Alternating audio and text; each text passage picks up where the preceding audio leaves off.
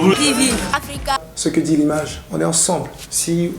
Si t'écoutes tout ce qu'on dit, tu perdras ton temps. Oh yeah.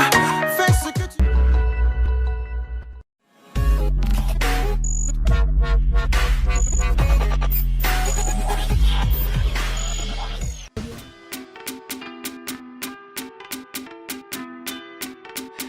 Hey, Capri.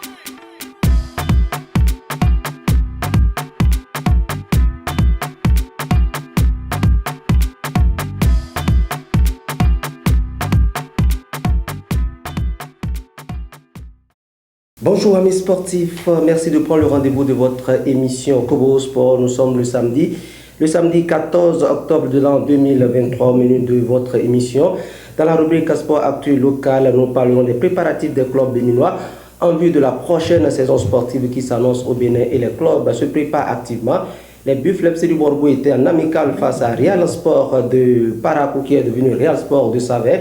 Nous sommes avec son président. Nous allons revenir sur les préparatifs des clubs, notamment Real Sport de Savè.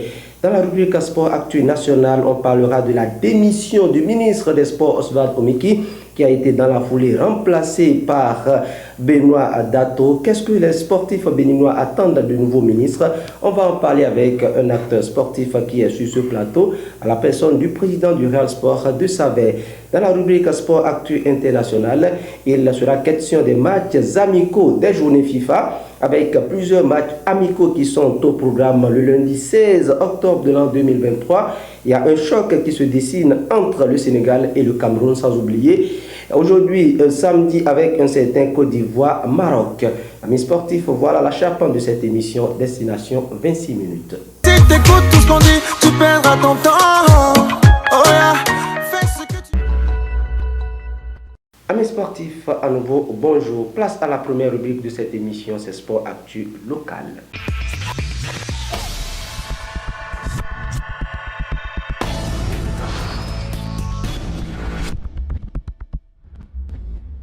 Dans la rubrique Sport Actu Local, on parle des préparatifs des clubs béninois en vue de la prochaine saison. Et on s'intéresse bien évidemment au Buffle FC du Borgo qui était en amical face à la formation du Real Sport de Parakou qui est devenu Real Sport de Savè. Nous sommes avec son président, le président Irénée Toundé Yebadopo, qui est en même temps président de la Ligue départementale de football du Borgo. Irénée Toundé Yebadopo, bonjour. Bonjour chers amis, bonjour à tous nos auditeurs qui sont câblés. Voilà, président, avec vous, on parle de ce match amical. Mais avant de parler de ce match amical, dites-nous comment se porte la Ligue Borgo, parce que vous ne pouvez pas venir ici en tant que président de la Ligue, en tant que président du Real Sport de Savè, sans parler d'abord de la Ligue, puisque nous sommes sur votre territoire. Comment se porte la Ligue Borgo? Elle est animée par des gens très déterminés qui ont pris la hauteur de l'enjeu et ici investissent au quotidien. Donc cette ligue-là se porte très bien. Lorsque vous faites aussi le bilan de la saison écoulée, vous allez vous rendre compte que la Ligue du Borgo se porte à merveille. La Ligue Borgo dirigée par Irénée Toundé Yebadopo se porte à merveille, propos du président. En tout cas, ce sont des gens chevronnés qui dirigent cette Ligue. On attend de voir la prochaine Ligue, comment ça va se passer. Est-ce que ce sont les mêmes personnes qui vont revenir à la tête de ces ligues, au niveau également des autres postes? Est-ce que ce sont les mêmes personnes qui vont occuper ces postes? En tout cas, président, il y a un poste qui sera vacant au niveau de votre ligue. Il y a le secrétaire général Nassirou Lawani qui est appelé à d'autres fonctions, notamment, ça a été rendu officiel, à Ndali avec le centre d'excellence de Ndali qui est dirigé notamment par Nassirou Lawani. Vous avez eu l'information?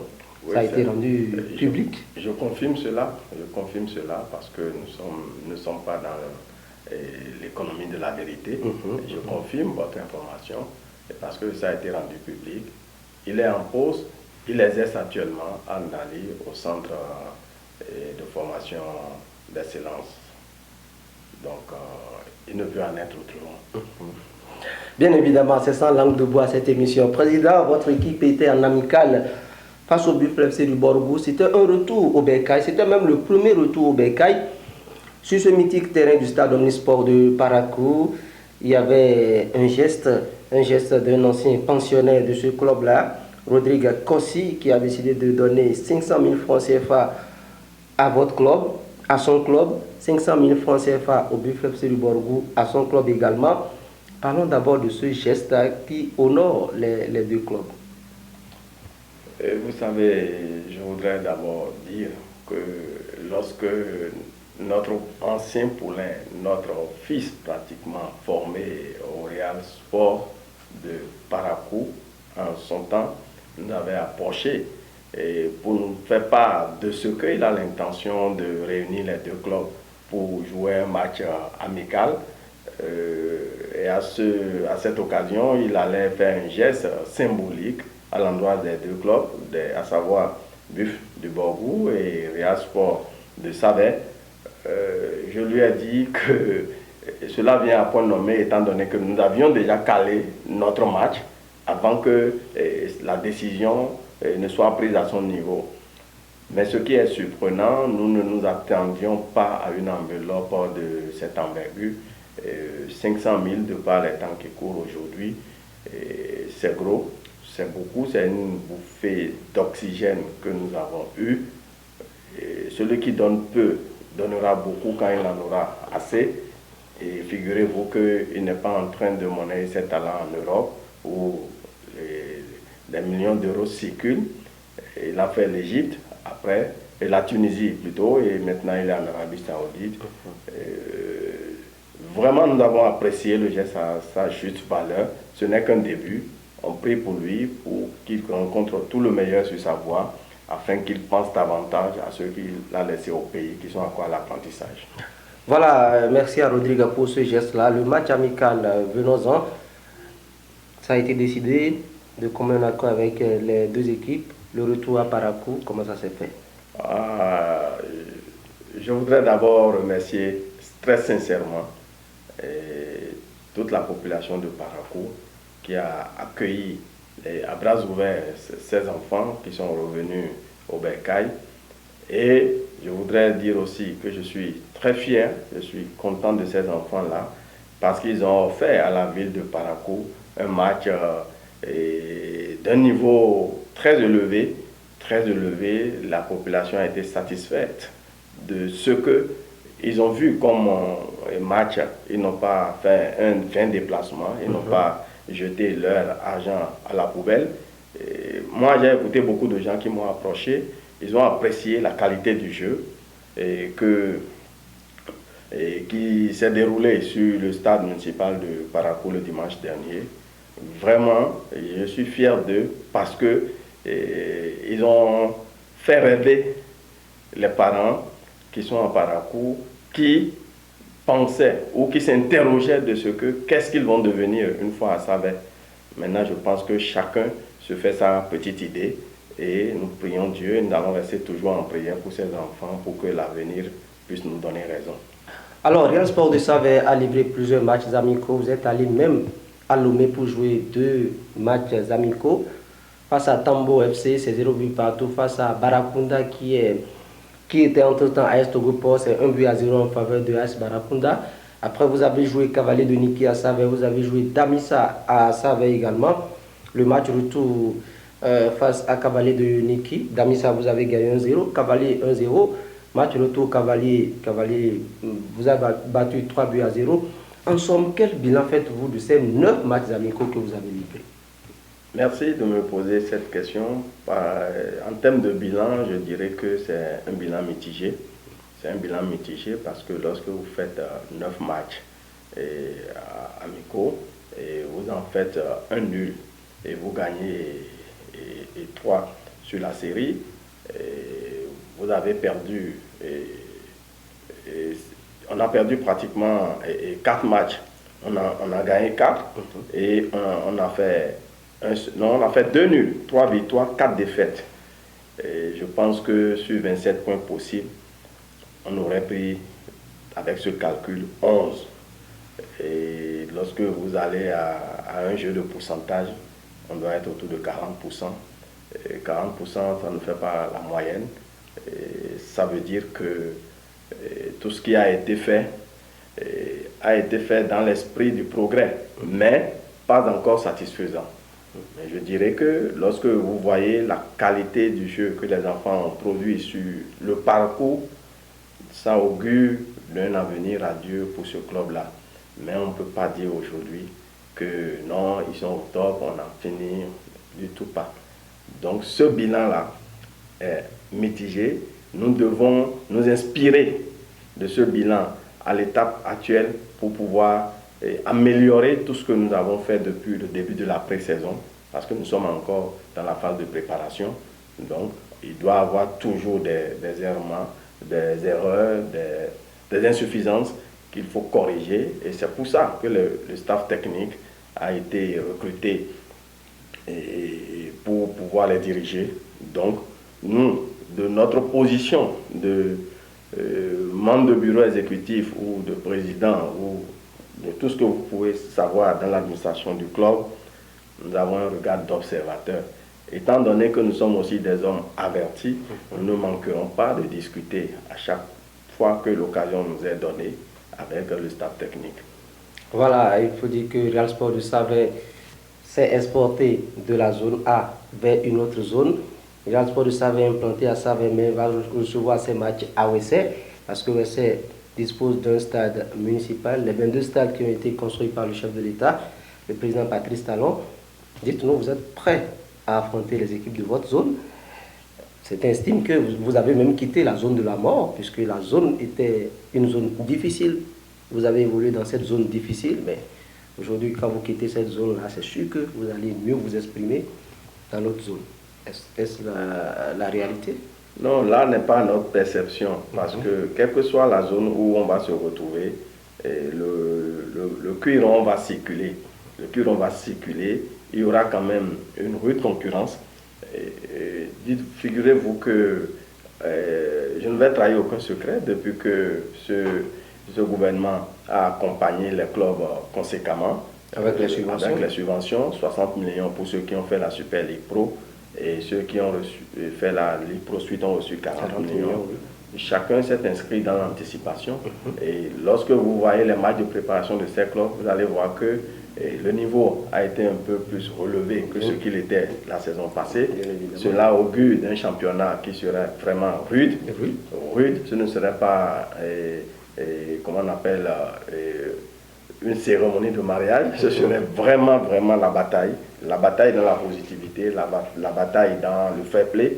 Et donc, ce que nous savions est que la poule A est une poule relevée, parce que c'est cette poule-là qui rassemble presque toutes les équipes de la partie septentrionale. Et vous savez, le football, aujourd'hui, a besoin de réunir les conditions techniques, les conditions athlétiques. Et ces conditions athlétiques font la différence pour les équipes du septentrion. Et avec aussi la migration des joueurs que nous avons d'un club à un autre niveau de septentrion, les enfants se connaissent et quand ils se rencontrent, c'est des défis qu'ils relèvent. C'est ça qui donne vraiment le piment, le goût, et nous constatons ce que nous sommes en train de constater. Cela ne veut pas dire que de l'autre côté, dans les autres poules, ça ne joue pas à ballon, mais la particularité est là. Donc, nous savons bien que nous sautons les deux pieds joints et dans l'inconnu. Néanmoins, nous gardons l'espoir que c'est le ballon que nous allons tous jouer. Propos du président de Real Sport de Savaie, René Toundé Yebadoko. On fait place à présent à la rubrique Sport Actu National.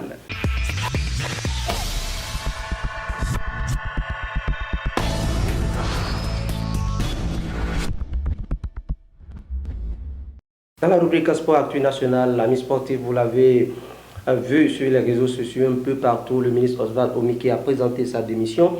Ça a surpris plus d'un. Après, dans la foulée, c'est Benoît Dato qui a été nommé par le chef de l'État. Alors, président, en tant qu'acteur sportif, qu'est-ce que vous attendez? Bon, on ne parlera pas de la démission, ça c'est désormais du passé.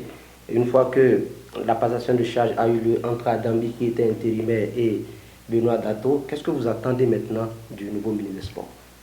Oui, pour dire nos attentes par rapport au nouveau ministre des Sports, il faut toujours faire un clin d'œil à ce ministre, ce jeune ministre des Sports qui s'appelle Oswald Omeki, qui a dirigé, qui a été ministre pendant 7 ans et demi. Ce n'est pas rien, c'est beaucoup dans la vie d'un homme.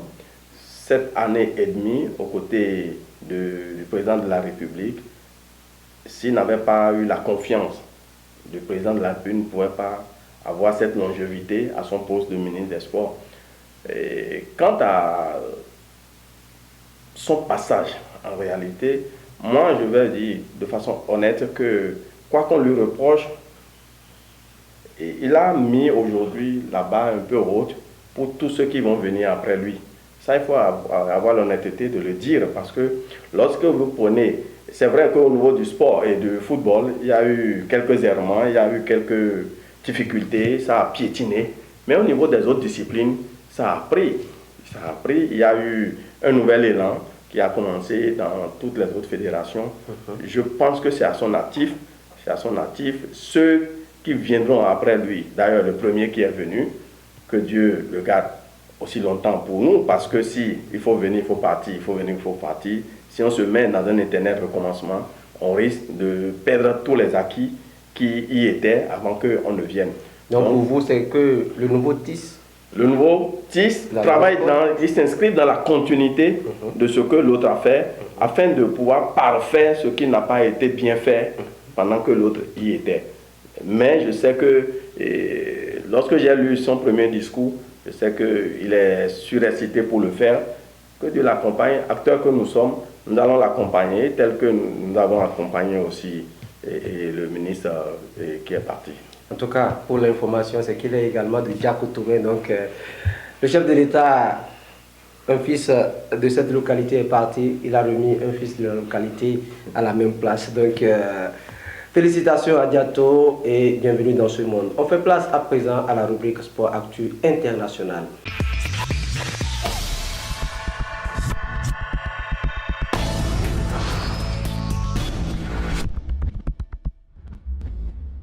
Je vous le disais, amis sportifs, il n'y aura pas de championnat ce week-end, mais il y aura des journées FIFA avec plusieurs matchs amicaux. Mauritanie, Madagascar, Côte d'Ivoire, Maroc.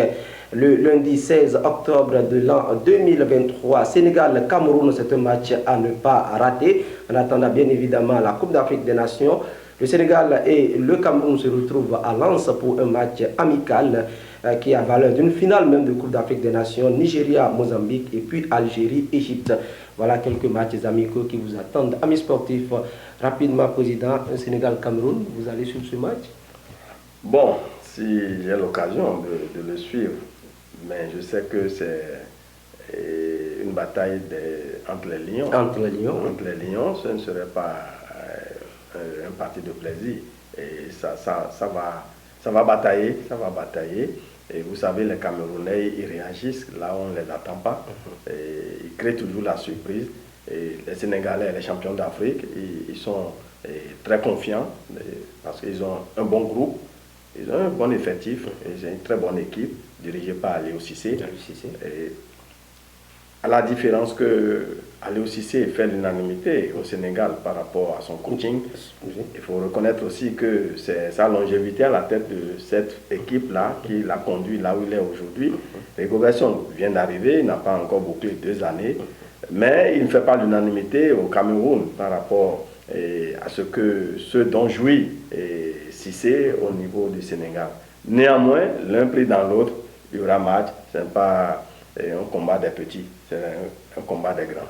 Un combat des grands, les Lions de la Teranga du côté du Sénégal et puis les Lions indomptables du côté du Cameroun le lundi 16 octobre, un match à ne pas rater. En tout cas, le point vous sera fait dans le prochain numéro de votre émission Kobro Sport. Amis sportifs, c'est la fin de cette émission. On se retrouve samedi prochain pour un autre numéro de votre émission Kobro Sport.